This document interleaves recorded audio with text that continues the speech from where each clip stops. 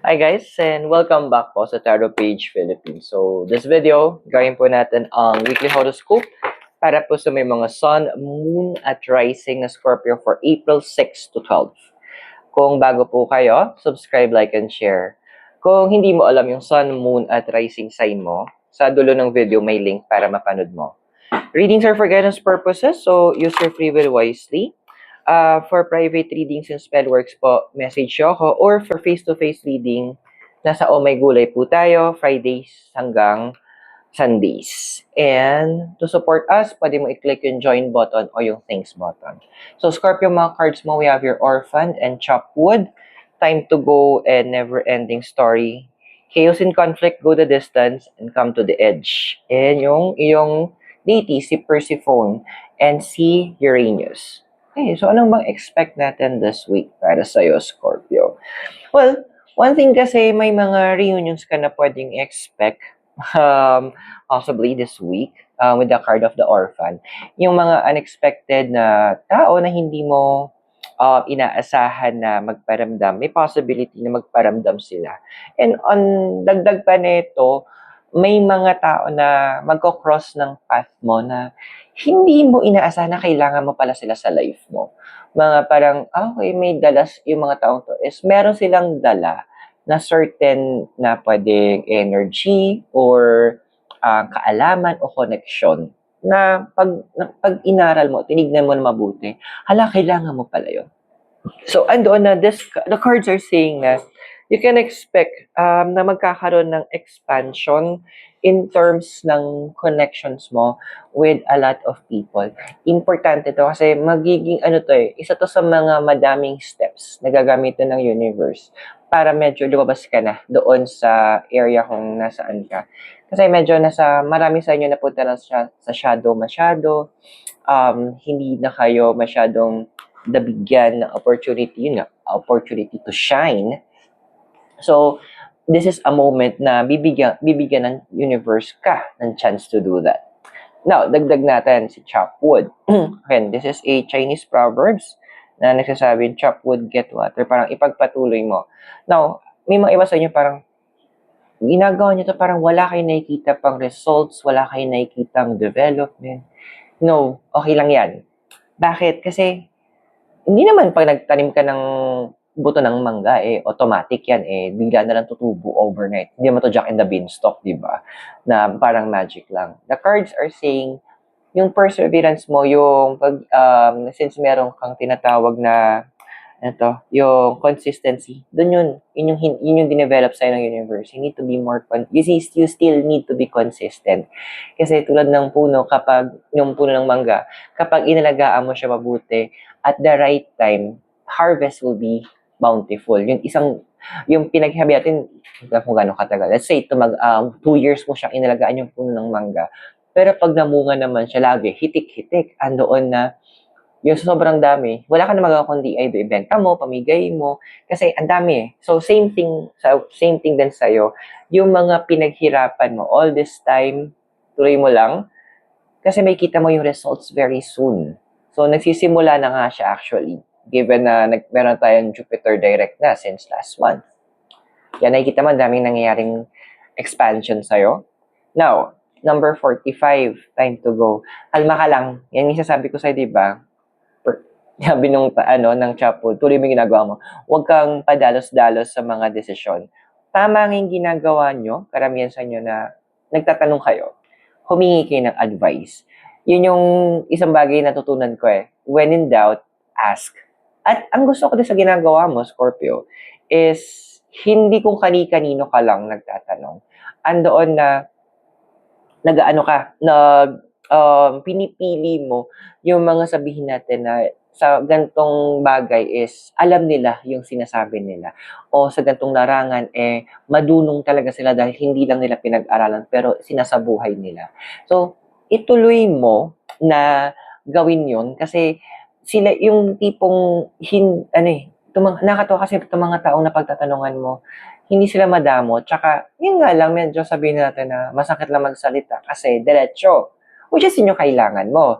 Kasi para hindi masayang yung oras na paligoy-ligoy pa. So, stay ka lang muna. Kantay mo na lang siguro yung kanta ni Ate Lady Gaga mo na you're on the right track. Baby, you're born this way. Now, dagdag pa natin kasunod si number 37, Never Ending Story. Ito yung gusto ko the sacrifices you did yesterday, you will reap the rewards today. Hindi ko alam kung sa Amos chapter 3 verse 7, kung tama ako kay Amos ba yun na parang sinabi doon, plant yourself the wind and reap the whirlwind. Magtanim ka ng hangin, kapalit nito is ipo-ipo. Mukha siya negative, pero on a positive, kasi kung ano yung tinanim mo, yun, di ba yun aanihin mo. So, eto na yung moment na congrats, medyo makakahinga ka talaga, Scorpio, sa dami na transformation na pinagdaanan mo all this time. Reaping of rewards naman na tayo. So, eto yung moment na pag may dumating na opportunity, i-take mo. Again, bago mo i-take pa rin, you ask the advice kapag may doubt ka. Kasi it's very important na yung mga tao na sa paligid mo, andoon na puno sila ng karunungan at kaalaman. At nakakatawa kasi they're humble. Marunong sila yung hindi sila yung nagmamagaling or nagmamataas na. Very rare sa mundong ito. So, hayaan mo ma-impluwensyahan ka din nila ng mga ganong magagandang pag-uugali. Ngayon, ano pa ba expect natin? So, meron tayong chaos and conflict, go the distance, and come to the edge. Well, since may mga taong ang ibabalik at ipapakilala sa'yo, there will be some instances na medyo magka-clash talaga kayo. Pwedeng sa paniniwala, sa ideology, pero eto siya, hindi lahat ng clash is masama. I have friends na kapag nag-uusap kami, akala mo nag-aaway kami, pero ang totoo, nagpapalitan kami ng kaalaman. May mga kukwestiyonin sila tungkol sa paniniwala ko or sa alam ko na ganun din yung gagawin ko. May kukwestiyonin ako sa paniniwala at alam nila. Hindi dahil gusto namin barahin yung iba't isa, pero ang target namin is maintindihan ng mas malalim kung ano yung pinaghuhugutan ng bawat isa. At andoon na mas mapatibay pa namin yung mga alam namin na parang, okay, itong alam ko pala to is hindi tama. So, may ganun din yung sa part nila. So, andoon na nagkakaroon kami ng collaboration. So, hindi lahat ng chaos and conflict is masama. Madami doon is maganda kasi andoon na yung, sabi nga, Proverbs 27:17, as iron sharpens iron, so a man sharpens another. Andoon na nahahasa kami. At mas napapalawak pa yung pag-unawa namin. Ngayon, this April, actually, this April may mga nakikita din ako with a go the distance na pwedeng short or long travels na kakailanganin yung gawin. It will be part of the expansion na ginagawa ng universe sa'yo. Now, ang maganda dito kasi, yung medyo pasaway ka din, no? Mapaghahalo mo talaga yung business and pleasure. Parang, sige, sabi natin, umalis, yung meeting na to, umalis ka is because merong agenda na kailangan i-fulfill. Pero at the same time, nakahanapan mo ng parang paano enjoyin din. Which is good. Kasi andoon na, kasi kaya mo naman i-balance yun, di ba? Ang pangit na kung puro business lang. Pangit din kung puro pleasure. Andoon na napaghahalo mo siya, which is a good thing. So, enjoy mo to, yung mga travels na to. Now, with the come to the edge, Scorpio, ito na yung moment din na yung iba sa inyo. Kasi may mga nasisense ako sa note ngayon na parang na-curious kayo, paano ba lagi ginagawa yung card reading? Paano ba yung sa astrology na yan? Ano ba yung ginagawa? Paano ba kinocompute yung numerology? Well, kung andun na kinocall ka ng universe para i-expand mo yung spirituality mo, go! Pwede mo kayo message if it's about tarot reading. Ayan, pwede tuturo ako. So, andoon na with the come to the edge, wag mo nang hayaan na maiwan ka doon lang na hanggang dito ka lang. It's time that you also expand sa sense ng spirituality mo. Why? Because the universe is trying to reach out na sa'yo. Kasi yung point na sa dami ng transformation mo, pwede mo yung gamitin para matulungan yung iba sa transformation nila. Which is, papasok na sa deities mo.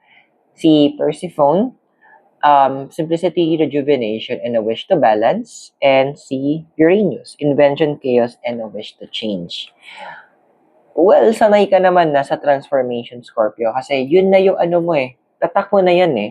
So, ang sinasabi ngayon ni Percival, it's time that you balance it. It's time na hindi lang sa physical, hindi lang sa emotional ka nagko-focus, but also you are giving chance also to other aspects of your life, which is in the spiritual. Yes, andoon na medyo chaotic yon. Lahat naman pa nagsimula is chaotic, magulo, hindi natin maintindihan.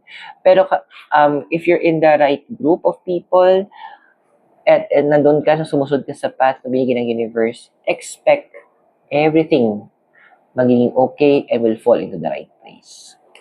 So I hope nakatulong yung readings. Those are for guidance purposes. Use your free will wisely. Kung bago ka, subscribe, like, and share. For private readings and spell works, message me, or for face-to-face reading, Fridays to Sundays, nasa Oh My Gulay tayo sa session room. And support us by clicking join or the thanks button sa baba.